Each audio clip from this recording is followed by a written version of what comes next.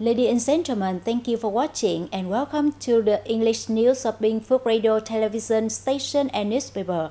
I'm Binh Phuoc and following are the headlines as usual. 80% of Binh Phuoc road growing areas to receive export planting code.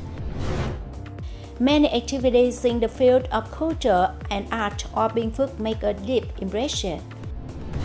Prime Minister House BPTV contribution to national construction safeguarding. National Assembly leader present third gift to traveling people. Vietnam lost into global semiconductor supply chain. And now are the details. The issuance of planting area code has created favorable opportunities for agricultural products to be officially exported to international market. However, limited awareness among producers about the benefit of planting area code has resulted in certified planting areas in Binh Phuoc falling short of their potential. Currently, Binh Phuoc has 77 certified planting area codes, including 65 codes for durian, covering over 2,400 hectares or 32% of the total area, and 7 codes for bananas, covering 1,750 hectares, nearly 97% of the total area. Other certified crops include jackfruit, 2 codes, avocado, dragon fruit, and longan, 1 code each. The province plans to increase awareness among producers and organizations about complying with national and international standards for plant quarantine and food safety through planting area code certification. By 2027, Binh Phuoc aims to certify 50% of its fruit growing areas for export and 10% for domestic markets. By the end of 2030, these figures are expected to rise to 80% and 20% respectively. The province also targets issuing 1 packaging facility code annually, aiming for 12 cumulative codes by 2027 and 15 by 2030. In 2024, implementing Resolution 14 on the development of Binh Phuoc culture and people, the province organized various cultural and artistic activities that make the significant impact. Many festivals highlighted local communities' unique spiritual life and show potential as attractive tourism product.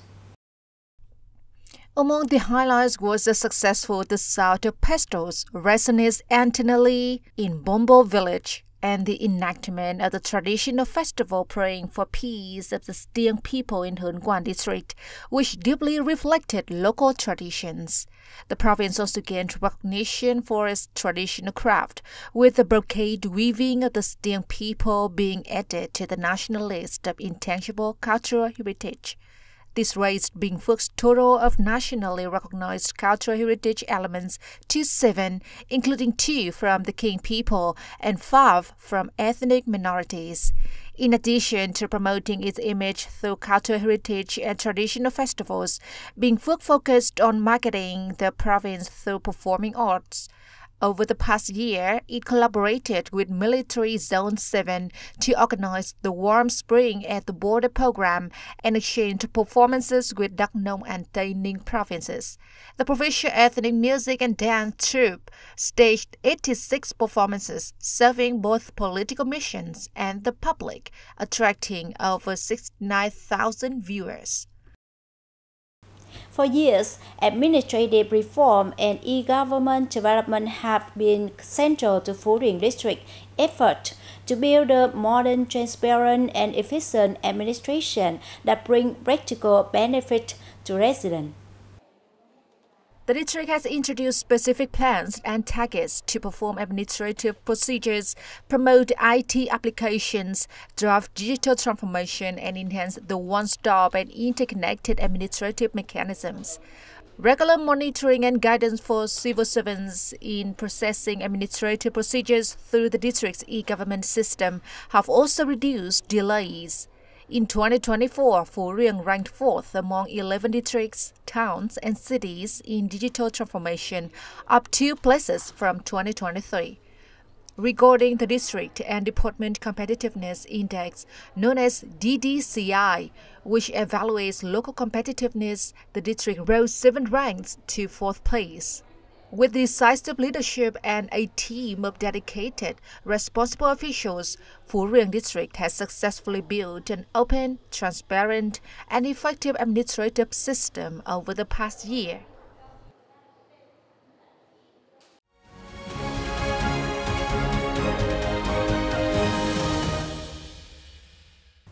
And now let's begin the domestic news with the latest activities of Prime Minister Phạm Minh Chính. Prime Minister Pham Minh Chinh attended a conference in Hanoi on January 11th to review the Vietnam television, VTV's performance in 2024, and launch tasks for 2025.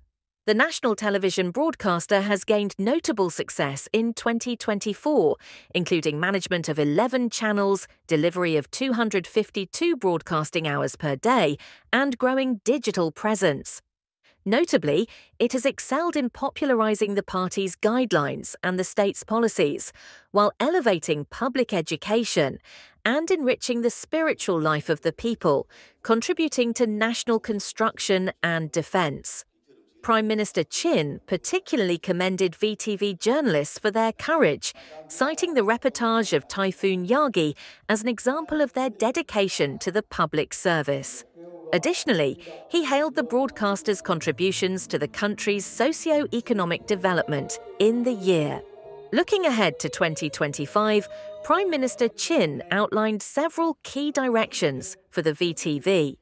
He underscored the need for innovative approaches and the development of the audience-centered programs, calling for the VTV to diversify its content, viewership segments and platforms, while maintaining its role as a leading voice in policy communication and public discourse. Coming up now, we have the report of the latest activities of National Assembly Chairman Trần Thanh Mẫn. As the Lunar New Year, Tet Festival is approaching, National Assembly Chairman Tran Thanh Man visited and presented gifts to people in the Mekong Delta province of Tra Vinh on January 11th. At a meeting with armed forces, families of revolutionary contributors, poor and near-poor households, ethnic minorities, and workers in difficult circumstances at My Long Border Station, Chairman Man lauded the locality for its prominent outcomes in socio-economic development last year. The same day, at the Provincial Conference Centre, the top legislator visited and presented gifts to policy families, poor households, near-poor households, ethnic minorities, workers and labourers in difficult circumstances.